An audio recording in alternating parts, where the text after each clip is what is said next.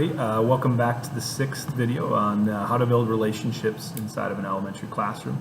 Today I'll be talking about listening, and one of the ones that I struggle with most, but one of the most valuable things for elementary students is for you to just listen.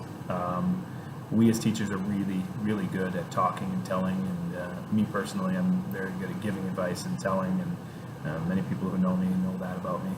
But I think part of for us as teachers, we need to just sit, stop, and listen, because we are coming from a completely different perspective than these elementary students are, and their problems and their issues and their challenges may seem trivial to us.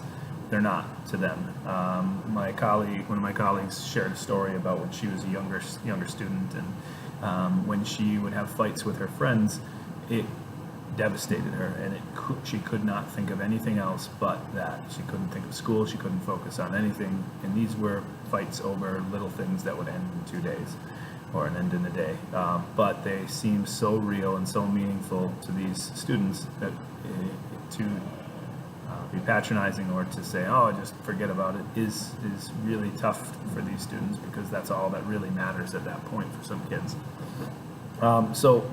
While we're listening, it's the problems may not seem very serious to us, but this is where that empathy piece that we just talked about comes in.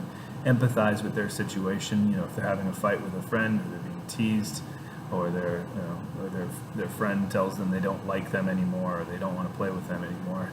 Listening and talking last is extremely important, because you can gather their perspective, make them feel important, make their voice heard. And it might even just be a sounding board or a venting tool for some kids to just say, I need to get this off my chest.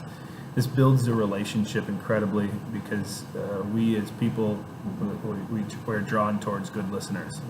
We love to tell about ourselves, we love to tell our opinions, we love to share with others about us, and when we find people who listen, they often become great friends for us. And to build that relationship with students, that listening piece can help boost that, especially in times of difficulties. Try not to solve their problems for them, when you listen, but you can be a sounding board, give advice after they're done.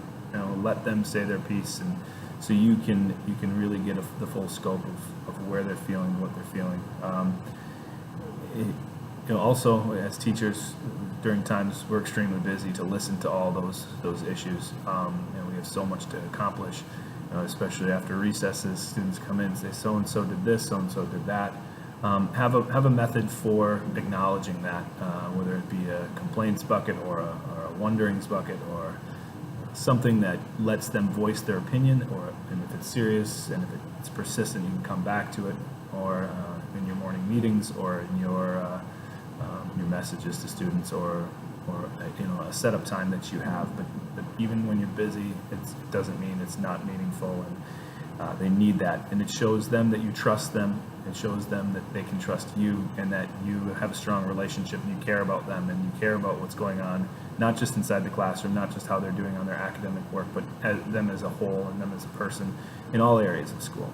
So listening, as I said, can be extremely difficult, and one on this list, probably my most difficult area, just listening and letting them go.